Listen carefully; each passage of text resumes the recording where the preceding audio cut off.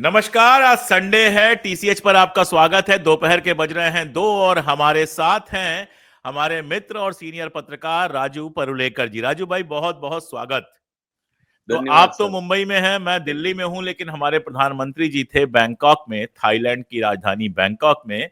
राहुल गांधी जब भी बैंकॉक जाते हैं तो बहुत मजाक उड़ता है, लेकिन हम लोग बिल्कुल मजाक नहीं उड़ाएंगे इस बात का, और उड़ाना भी नहीं चाहिए। वो एक आजाद देश है और एक शानदार देश है जहां लोग जाते हैं। बैंकॉक बहुत खूबसूरत जगह भी है। खैर, वहां पर उनकी मुलाकात हुई है मोहम्मद यूनुस साहब से। मोहम्मद यूनुस यानी बांग्लादेश के राष्ट्रपति, आप अंतरिम कहना चाहें कह लें या जो भी कहना चाहें, फिलहाल पावर में तो वही हैं। ये वही यूनुस हैं जो चाइना गए थे और चाइना में उन्होंने कहा था कि हमारे जो 7 सिस्टर्स हैं, यानी हमारे उत्तर पूर्व के राज्य हैं, उनके पास महासागर से कनेक्शन का कोई तरीका नहीं है, वो लैंड लॉक्ड हैं। और एक तरह से चीन को इशारा किया था कि बांग्लादेश के साथ दोस्ती करके आप इन पर अपने तरीके से काम कर सकते हैं। पहले ही अरुणाचल पर नजर है, अरुणाचल में भी कब्जा उसने किया हुआ है, नाम वाम बदल दिए, बाकी सारे कब्जे चल रहे हैं। मोदी जी शांत हैं और ये सीधे सीधे कहा बांग्लादेश के राष्ट्रपति ने। इसके बाद से भी कोई बड़ी प्रतिक्रिया भारत सरकार से नहीं आई थी। प्रतिक्रिया करने की जगह एक तरफ आपने जो है बेगम साहिबा को दिल्ली में रखा हुआ है, दिल्ली में उनको शरण दी हुई है, और दूसरी तरफ आप वहां पर जाकर मिलते हैं बांग्लादेश के उसी राष्ट्रपति से, हाथ मिलाते हैं, वीडियो आती है। क्या हमारी विदेश नीति है, हम किधर जा रहे हैं? अभी ट्रंप के टैरिफ पर भी हम बात करेंगे और बात करेंगे महाराष्ट्र की राजनीति में जहरीले बयान देकर किस तरह से खेल किए जा रहे हैं। लेकिन सबसे पहले यही कि राजू भाई, एक चीज हुआ करती थी विदेश नीति। आपको तो याद होगा, इंदिरा गांधी से किसी ने पूछा था कि आप बाएं झुकी हैं या दाहिने झुकी हैं। उस जमाने में सोवियत संघ और अमेरिका होता था। तो इंदिरा जी ने कहा, आपको दिख नहीं रहा है, मैं बिल्कुल सीधी खड़ी हूं। और यही यही धमकी चीन की, पाकिस्तान की उस समय थी कि अगर आप, उस समय पूर्वी पाकिस्तान था, बांग्लादेश बन गया है, वहां पर कुछ करेंगी तो चाइना उधर से अटैक करेगा, हम इधर से करेंगे, और 7 सिस्टर्स में ये हो जाएगा, वो हो जाएगा। इंदिरा गांधी ने कौड़ी भर परवाह नहीं की थी, और चाइना की हिम्मत नहीं हुई थी कि अपना ट्रूप मोबिलाइज कर सके। 1972 इतना लंबा वक्त भी नहीं बीता है, और आज कंडीशन ये है कि इतना भयंकर बयान देने के बाद चुप्पी, और जाकर वहां पर आराम से हाथ मिला रहे हैं। अभी तक तो कोई ऐसी रिपोर्ट नहीं आई कि उन्होंने शिकायत की है। कर क्या रहे हैं मोदी जी? मोदी जी का डंका बज कैसे रहा है? सर, हम अपने बाजारों में यानी सारी अर्थव्यवस्था पे लूट चुके हैं। वो बात तो अलग है, लोगों को समझ में आ रहा है नहीं आ रहा है मुझे नहीं पता। लेकिन सर, विदेश नीति की जो हालत है वो आप एक्चुअली देख सकते हैं। इट्स अ ट्रांसपेरेंट थिंग, इतनी पारदर्शक है कि आप हमारे कोई दोस्त ही नहीं है सर आज की तारीख में, और ना ही हम किसी के लिए यूटिलिटी है यानी उपयुक्त है। यानी जैसे कि आपको मैं बताता हूं कि मोदी जी ढाका जाकर मिलते, या ढाका से रिवाज ये था कि बांग्लादेश का जो भी सुप्रीमो है वो न्यू दिल्ली आते थे और मिलते थे, और ये सारी विदेश नीति की कूट चर्चा होती थी। वो सब कुछ नहीं हुआ क्योंकि इन्होंने सारे जो कदम उठाए वो मैं यहाँ बस एक सेकंड रोक रहा हूं राजू भाई, आपके लिए ही। मालदीव में यही परंपरा थी कि वहां का राष्ट्रपति बनता था और सबसे पहले भारत आता था। बांग्लादेश में यही परंपरा थी, मालदीव का बना सबसे पहले चाइना गया, बांग्लादेश का बना सबसे पहले चाइना गया। आप अपनी सर, बात मैं यहीं से आपको बताता हूं कि हम आप गिनना शुरू करें तो नेपाल, श्रीलंका, बांग्लादेश, मालदीव्स और हमारे ही उत्तर पूर्वी राज्य हमने चाइना को दे दिए हैं। ऐसी विदेश नीति की है। और जो जो डोवाल साहब की महानता, और जो 10 साल से डिंडोरे पिटे जा रहे हैं, वो देसी जेम्स बॉन्ड आएंगे, वो उनके ऊपर तो अमेरिका की ऐसी पैनी नजर है कि उनको बिना पॉलिटिकल प्रोटेक्शन के, मानी प्रधानमंत्री होने के इससे प्रोटेक्शन जो मिल रहा है, वरना वो यूएस जा भी नहीं सकते। वहां से यूएस ने हमें ऐसा टैरिफ लगाए हैं, उसके उसके ऊपर हम बाद में आते हैं। यहाँ पर रशिया के लिए हमारी कोई उपयुक्तता नहीं, क्योंकि हमारा उनका चाइना दोस्त है। चाइना के पास सारा बल है, चाइना के पास टेक्नोलॉजी है, हमारे पास सिर्फ औरंगजेब की कब्र है, और हम अपने आप में उलझे हुए हैं, जबकि चाइना सारे विश्व पे नजर रखे बनाए रखा है। और जब ट्रम्प ने टैरिफ लगाया तो चाइना ने भी उल्टा उससे ज्यादा टैरिफ यूएस पे लगाया। इतनी हिम्मत होती है। जो आपने इंदिरा जी की बात कही थी, उन्होंने कहा था मैं बिल्कुल सीधी हूं क्योंकि रीढ़ की हड्डी ने हमेशा सीधी होनी चाहिए। तो बिल्कुल। मोदी जी की रीढ़ की हड्डी का पता चल गया होगा आपको। 18 बार जब मुख्यमंत्री थे तब चाइना गए थे, तो उसका मतलब ये है कि चाइना के पास ऐसा कोई राज छिपा हुआ है कि वो बात ही नहीं करते। देखिए गलवान में चाइना ने अपने ध्वज को लहराया, लाल ध्वज को।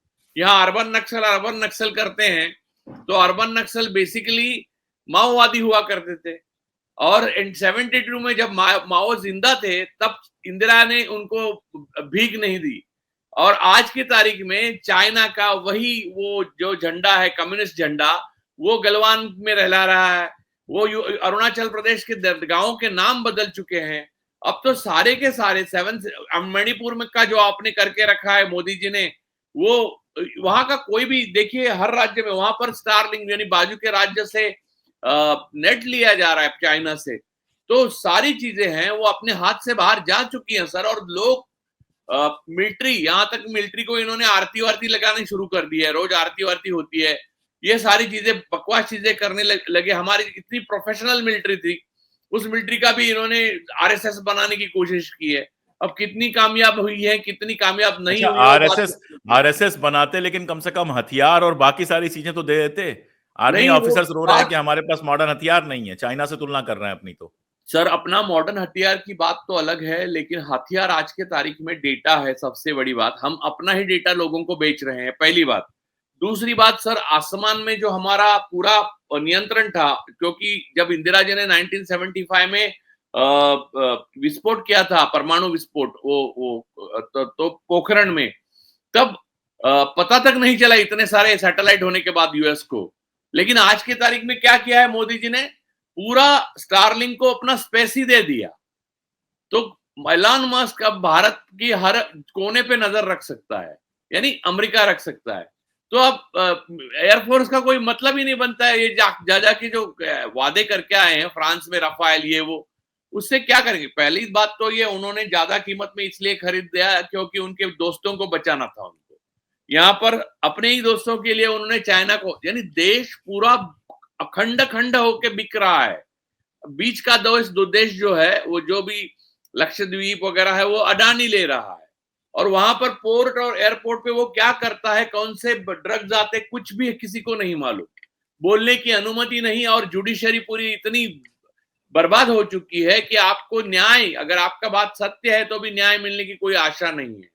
दुनिया भर से जो हमारी जो वेदर को सूट नहीं करते ऐसे जानवर भी आ रहे हैं। एक उद्योगपति के वो बच्चे की खुशी के लिए वो मोदी जी खुद जाके उनको दूध पिला रहे हैं, जबकि जानवर वो मांसाहारी है, लेकिन मोदी जी दूध पिलाते, बाद में वो मांस खाते हैं। तो बात यह है कि इस तरह की स्थिति में हम फंस चुके हैं और चाइना पूरी तरह से हावी हो चुका है। सर चाइना में एयर टैक्स से शुरू हुई है। चाइना ने जो एआई में डीपसीक शुरू किया, उससे अमेरिका हिल गया। चाइना ने जो फार्मेसी से लेके हर चीज में जो अभी प्रगति की है, कुछ सालों बाद हिंदुस्तान की कोई सिग्निफिकेंस ही नहीं रहेगी। हम सिर्फ हिंदू मुसलमान जय श्री राम जय श्री राम। सर सबसे जवान देश हम थे। हमने चाइना में प्रगति क्या की कि चाइना से हमारी आबादी बढ़ गई बस, और बर्बादी ज्यादा बढ़ गई, क्योंकि हमारी गरीबी कम नहीं हुई। जो मनमोहन सिंह के टाइम में जो कम हुई थी, उसको फिर से इन्होंने बढ़ाया। और ऐसा किया कि 80 करोड़ लोगों को एक वक्त की रोटी मुश्किल हो गई है। सर 35 करोड़ लोगों के पास पैसे ही नहीं है। सर पैसे ही नहीं है। जो मोदी जी चाहते थे नोटबंदी के टाइम, वैसा हुआ है। जो पैसे है वो सारे अडानी के पास है। और 16 लाख करोड़ सर अडानी और अन्य मित्रों को, मोदी मित्रों को राइट ऑफ कर दिया बैंकों ने। जो आपको 500 रुपए का कर्जे के लिए, 5000 रुपए के कर्जे के लिए यहाँ किसान फांसी लगाता है। और मैं आपको बताता हूं सर, ट्रम्प का टैरिफ जो है, उसकी वजह से भारत के किसानों को फांसी लगाने का टाइम आ गया है।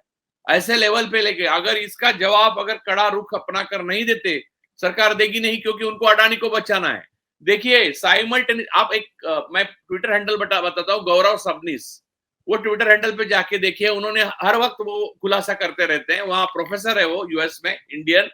तो उन्होंने पूरा खुलासा किया कि अडानी का केस कैसे धीरे धीरे आगे बढ़ता है, वैसे धीरे धीरे अमेरिका अपने पैर कैसे इंडिया में जमा रही है। स्टारलिंक हो, टेरिफ हो, sir dairy products, pharmacy, sir हम लोग अरबों रुपयों का व्यवहार अमेरिका के साथ करते हैं। और वो टैरिफ अगर हमको बैठता है, अगर हमको टैरिफ देना पड़ता है, तो हमारे बहुत सारे एक तो कॉम्पिटिटर्स है, देश में मार्केट नहीं है क्योंकि मोदी जी ने सबको नोटबंदी के बाद और जीएसटी से गरीब करके रखा है।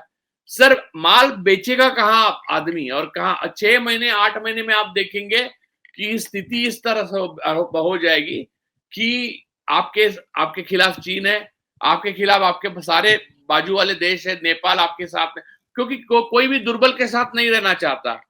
दुर्बल के साथ कोई, कांग्रेस के साथ कोई रहना नहीं चाहता था, बीजेपी के पास जाते थे, तो वही न्याय यहाँ लागू हो रहा है अब। दुर्बल के साथ, हिंदुस्तान के साथ कोई रहना नहीं चाहता, मोदी दुर्बल है, उनको मालूम हो गया, तो नेपाल, मालदीव, बांग्लादेश, श्रीलंका सब चाइना के साथ है। चाइना और रशिया का अपना पैक्ट है, तो रशिया अपने अपने को जितना यूज कर सकते हो, अब हम हथियार खरीदेंगे वो दे देंगे बस। और वहां हम लोग अमेरिका से हथियार ले रहे हैं, बिना वजह से उनको डॉलर्स में पैसे दे रहे हैं, क्योंकि अडानी को बचाना है। अडानी को बचाने की और एक कीमत, हम पे टैरिफ बैठा है। सर मैं ये नहीं समझता कि इससे तो मोदी तेल भी आपने मोदी तेल मिस किया सर। रशिया से हम तेल खरीद रहे थे सस्ता, वो बंद हो गया। हम वेनेजुएला से सस्ता तेल खरीद रहे थे, वो बंद हो गया। अब अमेरिका जहां से चाहेगा वहां से हमको तेल खरीदना पड़ेगा। सर उससे भी बुरी बात है, हम जब उनसे तेल खरीद रहे थे रशिया से, तो उसका फायदा हमको डायरेक्ट नहीं मिल रहा था। सर वो अंबानी और अडानी अपना डायरेक्ट बेच रहे थे यूरोप को, और पैसा बढ़ा के, हमें पैसे नहीं मिले। सर बाजू का भूटान का और हमारी करेंसी एक ही लेवल की है, लेकिन वहां 82 रुपीज है पेट्रोल की कीमत, तो हम सीमा पार करके जाएं और भर के आए गाड़ी, ऐसी स्थिति हो गई। कन्याकुमारी से लोग भूटान जाएंगे, अभी ड्राइव करके भर के आएंगे, इस लेवल पे लेके गए।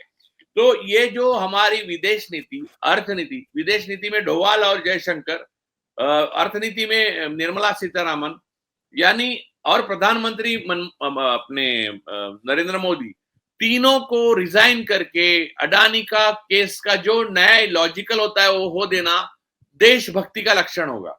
अगर अडानी को बचाने हम जाएंगे तो देश बर्बाद होगा। आपको एक ही आपके पास विकल्प एक ही है, आप अडानी को उसके हालत पे छोड़ दो अमेरिका में, और अपना देश के लिए जो करना है। अब आरएसएस को समय आ गया है कि आरएसएस देशभक्ति दिखाए, आखिरी बार एक बार दिखाए।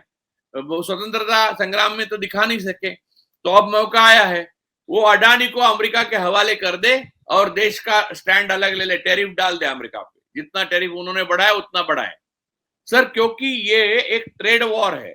इसमें आपको और दूसरी और एक बात बताता हूँ सर, उसमें मजेदार, अब जिन लोगों को ट्रेड वॉर की वजह से, टैरिफ की वजह से तबाही झेलनी पड़ रही है, उनका एक संघ बन रहा है और उसका नेतृत्व कनाडा कर रहा है।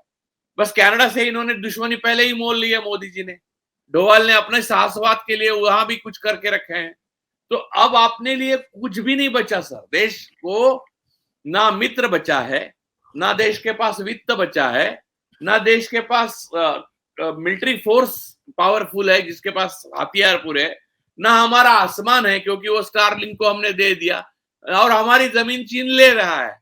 ना जिसका आसमान, ना जमीन, ना मित्र, ना वित्त, ऐसे देश की स्थिति मोदी ने 11 साल में करके दिखाई, जो हमारे 60 साल में कोई कर नहीं सका था।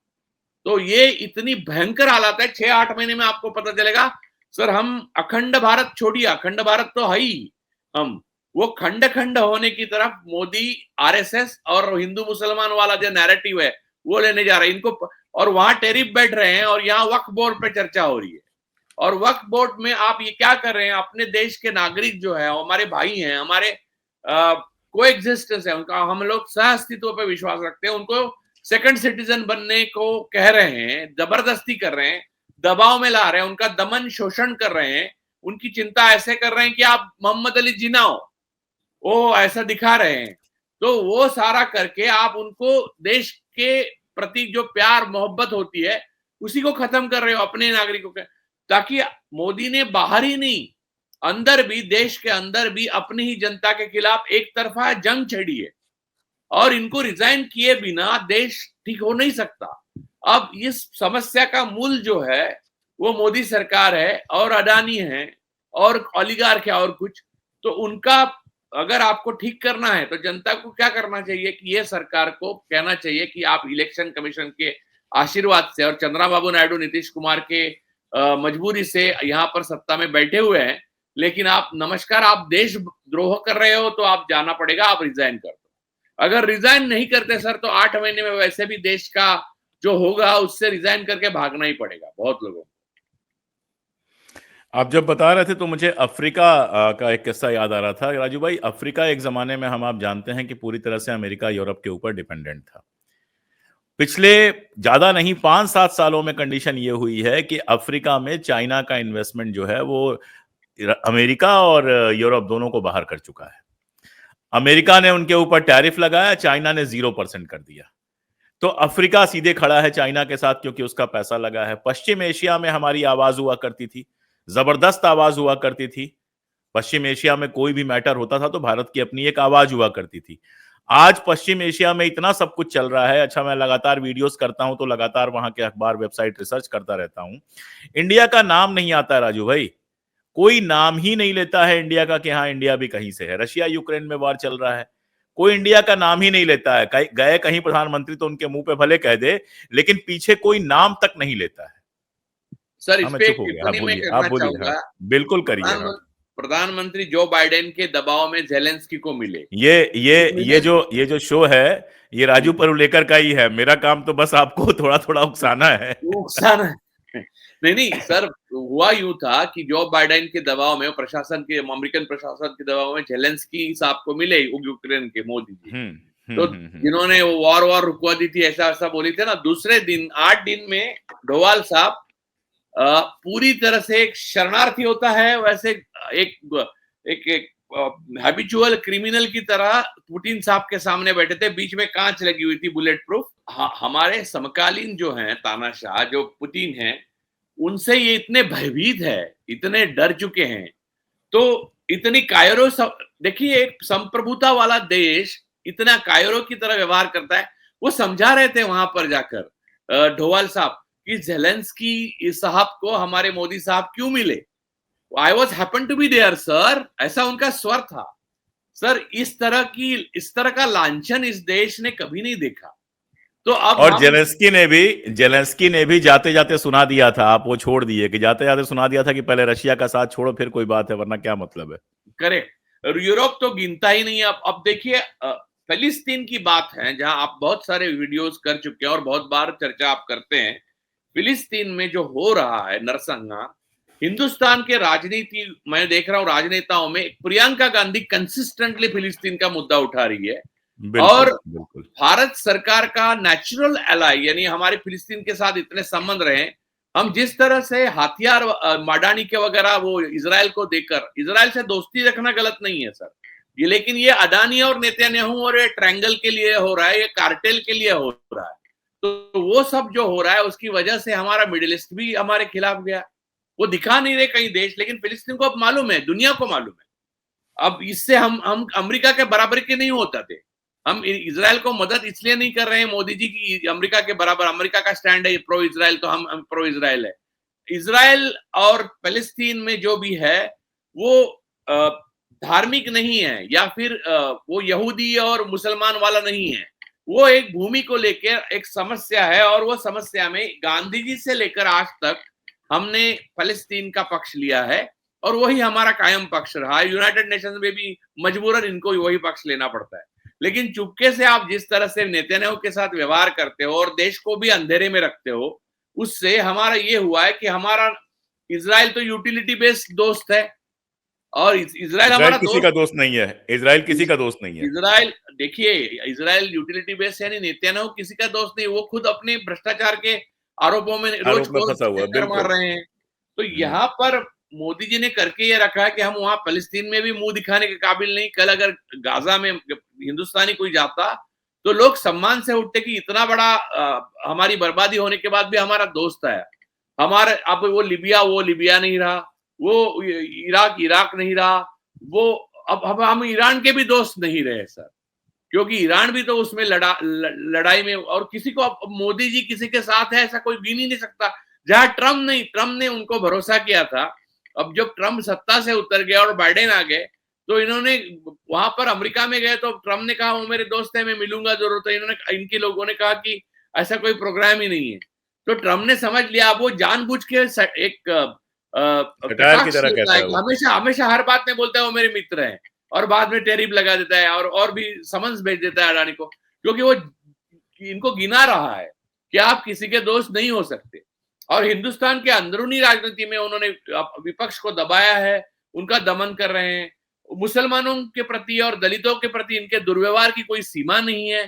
पुलिस प्रशासन जो मर्जी आए वो कर रहा है, कावड़ियों पे फूल बरसा रहा है और नमाज पढ़ने वालों पे लाठी, और चर्च को उखाड़ा जा रहा है। ये सब जो हो रहा है सर, ये किसी भी देश को आप मुझे बताइए। अब मैं निष्पक्ष ऑब्जेक्टिव व्यू चाहता हूं एक, कि ऐसा हो रहा है किसी देश में, भारत छोड़िए किसी देश में, तो वो देश आपको आगे ले जाने वाला देश है या आपको बर्बाद करने वाला देश है?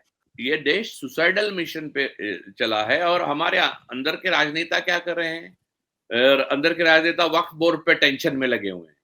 वो बीजेपी को ऐसा लग रहा है कि वक्फ बोर्ड का ये करना, इसका मतलब उन्होंने पूरा मिडिल ईस्ट कब्जे में ले रहे हैं या पूरा इस्लाम उनके कब्जे में आ गया है। ऐसा कुछ नहीं हो रहा है। एक तो वक्फ बोर्ड का जो अच्छा, बिल है मिडिल ईस्ट पे थोड़ी हल्की फुल्की बात भी होनी चाहिए। मिडिल ईस्ट पे आपने 2 पोस्ट की।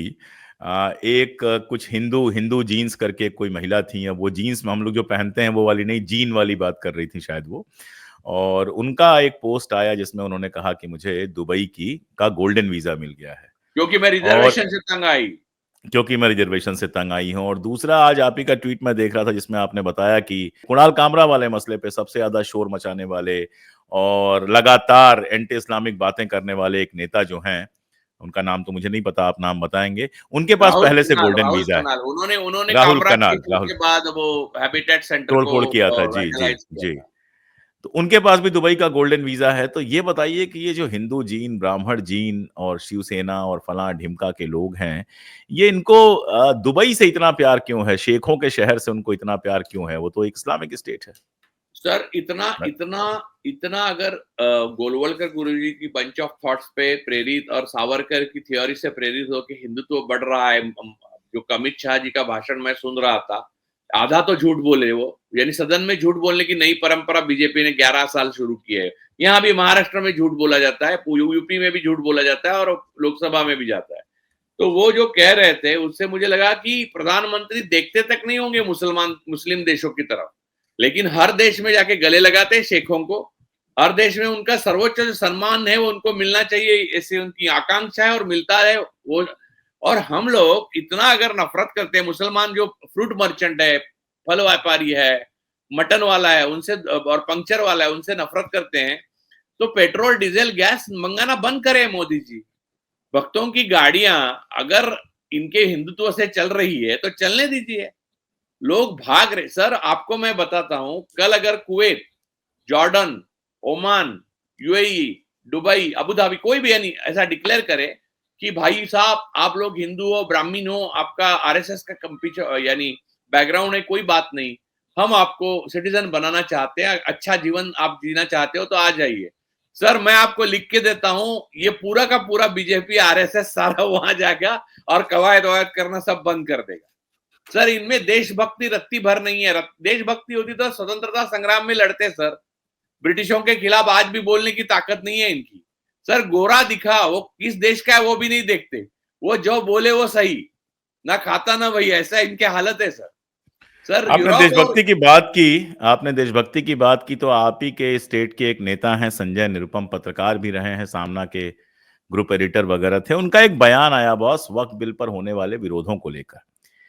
आप कुछ भी बयान दे सकते हो, लेकिन उस बयान में उन्होंने कहा कि अगर शाहीन बाग की तरफ प्रदर्शन होगा तो जालियांवाला बाग की तरह उसका दमन होगा। अब आप ये सोचिए कि जालियांवाला बाग जो है, एक हिंदुस्तानी सुनता है और गुस्से से भर जाता है। डायर, अंग्रेजों को एक बार आदमी चलो ठीक है उसमें अच्छे अंग्रेज बुरे अंग्रेज कुछ कर लेगा, लेकिन डायर तो ऐसा व्यक्ति है जो पूरी आजादी की लड़ाई में एक खलनायक की तरह आता है। चाहे भगत सिंह हो, चाहे गांधी जी हो, चाहे नेहरू हो, चाहे कोई भी हो, किसी को मैंने डायर को हीरो बनाते हुए नहीं सुना। और संजय निरुपम की ऐसी क्या बेचैनी है कि पूरी आजादी की लड़ाई पर थूक रहे हैं, हमारी आजादी की लड़ाई का मजाक उड़ा रहे हैं, जालियांवाला बाग को ग्लोरीफाई कर रहे हैं। सर संजय निरुपम की मजबूरी है, उसके बारे में हम बोलेंगे 2 मिनट, उनके उनके हाँ फुट हाँ, के बारे बिल्कुल में। बिल्कुल। लेकिन संजय निरुपम के जो सर्वोच्च नेता है जिनके साथ अब वो काम कर रहे हैं, यानी मुखिया बीजेपी आरएसएस के अपने प्रधानमंत्री, वो 56 इंच के कायर है। सर डायर को वही समर्थन दे सकते हैं जो कायर है, जो शूर है, वीर है, वो उनके सामने सीना तान के खड़े हुए हैं और मरे, या फिर उनके पीछे पीछे उनके देश में गए। कायर ही डायर का नाम लेंगे सर।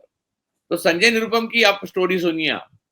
संजय निरुपम सर कुछ भी नहीं थे, उनको अगर पनाह दी तो संजय राउत साहब ने दी, और वो हिंदुत्व के मामले पे ये वो जो ये जो हिंदी अखबार खोलना निकालना चाहते थे बाला साहब, तो संजय राउत ने उनको बाला साहब के पास लेके गए और उनको कहा कि इनको एग्जीक्यूटिव एडिटर बनाओ, ये कर देंगे। सर इतना ही नहीं, 2 बार उनको, यानी ठाकरे फैमिली का पर्सनल इनके ऊपर डेट है, यानी कर्जा है, वो ये कि 2 बार इनको सांसद बनाया, जबकि इनका बैकग्राउंड कुछ भी नहीं था। एक बिहार से छोटे से गांव से आए, उनकी मुझे लगता है धर्मपत्नी भी मराठी है। तो इनका पूरा जो है वो संजय राउत ने बनाया, फिर बाला साहब ने बनाया, और अब उद्धव ठाकरे के खिलाफ वो बात कर रहे हैं और रोज की बातें कर रहे हैं। उससे पहले उन्होंने यहाँ पर कांग्रेस में थे, तो यहाँ से फिर इससे ऐसा नहीं है कि उनका पूरा बैकग्राउंड ही शिवसेना का है, फिर वहां से कांग्रेस गए, कांग्रेस ने उनको पनाह दिया। और आपको तो मालूम है कि कांग्रेस में सबसे अयोग्य व्यक्ति जो है उसी को टिकट मिलता है या फिर पद मिलता है। वो कांग्रेस का तो बहुत ही कॉम्प्लिकेटेड है, उसके ऊपर हम अलग सा शो कर सकते हैं, लेकिन वो कैसे मिलता है और क्यों देते हैं वो मुझे नहीं पता, लेकिन उनको मिला टिकट, वहां भी चुन के आए वो, क्योंकि गोविंदा खड़े थे, और गोविंदा के सामने उस वक्त महाराष्ट्र नवनिर्माण सेना राज ठाकरे जी की बहुत पॉपुलर हुई थी, तो मनसे का कैंडिडेट खड़ा था, उसने वोट काटे, इसलिए ये चुन के आ गए। तो इनकी पूरी कहानी जो है, और इनके जो यहाँ के विधायक थे तब बहुत लाडले, वो असलम शेख थे, वो अभी भी कांग्रेस में है। इनका जो पूरा चरित्र है वो हिपोक्रेसी से भरा हुआ है, और कोई भी एक आइडियोलॉजी, कोई भी एक विचार, कोई भी एक फैमिली, कोई भी कृतज्ञता, ये कोई मूल्य ही नहीं है इनके। तो वो ऐसा व्यक्ति हमेशा कायरों में भर्ती होता है, तो वो आप कायरों में भर्ती हुए हैं, तो डायरों की बात आ रही है उनके मुंह से। सर ये क्या करेंगे सर, ये जालियनवाला बाग वगैरह, आप वो शाहीन बाग, ये ऐसा बाग से बाग जोड़ लिया उन्होंने, यमक को वो कर दिया है। ये कवियों का काम है सर, आपका काम है एक्चुअली, वो करने के लिए गए। तो देखिए मोदी जी भी मिसेस को एमआरएस बोलते हैं, वो भी टेलीप्रॉम्पर पर पढ़ के, उनको लगता है ये कविता हो जाएगी, ऐसा होता नहीं है ना सर। ये सब व्याकरण की गलतियां होती है फिर। तो व्याकरण और जीवन की सबसे बड़ी गलतियां अगर कुछ लोग कर रहे हैं, उसमें से एक संजय निरुपम है सर। सर ये प्रवाह के साथ पतित होते जाएंगे, अधमता की सीमा तक जाएंगे, और वहीं पे वो नष्ट हो जाएंगे सर। ये लोग, इनका कोई वजूद नहीं है, इनका कोई मूल्य नहीं है, इनकी कोई फिलॉसफी नहीं है, इनकी कोई मानवता नहीं है, उनका कोई जीवन ही नहीं है सर। ये इनसिग्निफिकेंट है, मिस्टर इनसिग्निफिकेंट। तो मिस्टर इनसिग्निफिकेंट के नाम से आप चर्चा करेंगे, उसके बाद हम लोग निरुपम, ऐसे लोगों के, निरुपम वगैरह लोगों के, वगैरह वगैरह, ये सारे इत्यादि में आते हैं सर, आदि इत्यादि में। व्याकरण की गलतियां माफ हो जाती हैं अगर नीयत की गलती ना हो। बड़ी समस्या नीयत की गलती होती है। कुर्सी का जो चस्का लग जाता है वो आपसे वो सारा कुछ करवाता है कि शायद कभी अगर गलती से आप आईने के सामने खड़े हों तो अपना चेहरा इतना गंदा लगे, इतना भद्दा लगे कि घर से बाहर निकलने की हिम्मत ना हो। लेकिन सत्ता की चाशनी जो होती है वो इतनी ज्यादा शायद स्वादिष्ट ना आपको मिली है ना हमको मिली है, तो हमें तो नहीं पता है क्या होता है, लेकिन शायद इतनी स्वादिष्ट होती है कि आदमी गिरने की सारी सीमाएं पार करता चला जाता है। खैर, आदि इत्यादि और मिस्टर इनसिग्निफिकेंस जैसे लोगों की हमें चिंता नहीं है। हमें चिंता अपने देश की है, जो निश्चित रूप से हमारे लिए इकलौती सिग्निफिकेंट चीज है। हमारी पहचान है इस देश से, हमारी पहचान है इस देश की मिट्टी में हम जन्मे हैं। और राजू भाई, जिस तरह से इसको नष्ट किया जा रहा है, ठीक है हम बातें कर पा रहे हैं, बातें कर रहे हैं, लेकिन दुख तो बहुत होता है कि दुनिया के अखबारों से हिंदुस्तान का नाम गायब हो चुका है। दुनिया की सारी बड़ी बड़ी जो बहसें हो रही हैं उसमें हिंदुस्तान कहीं नहीं है। टैरिफ लगता है, कम से कम जो कुछ नहीं करता है वो भी उसकी आलोचना करता है। इजराइल के ऊपर टैरिफ लगा तो कम से कम वो आलोचना कर रहा है, लगातार कह रहा है कि नहीं टैरिफ को, सोमवार को खुद वहां का प्रधानमंत्री जा रहा है नेतन्याहू अमेरिका, कि टैरिफ कम कीजिए। और एक हम है कि हमने एक चिट्ठी जारी की, जिस चिट्ठी को अगर 3 लाइन में लिखना हो तो मैं कहूंगा शुक्रिया, थैंक यू, कोई बात नहीं। तो सर उसके पीछे, चिट्ठी के पीछे लिखा है अडानी को बचा लो, बचाओ, सेव अडानी, सेव अडानी। तो ठीक है, देखते हैं अडानी बचते हैं, कितना भी अच्छा एप्पल हो उस पर कितना भी अच्छा अडानी का लगा हो, सबका एक समय होता है, या तो खा लिया जाता है या तो सड़ जाता है। जिसको लगता है कि जिंदगी भर रख सकता है, वो फिर क्या कहा जाए। चलिए, आज के लिए इतना ही। बहुत शुक्रिया राजू भाई। Thank you sir.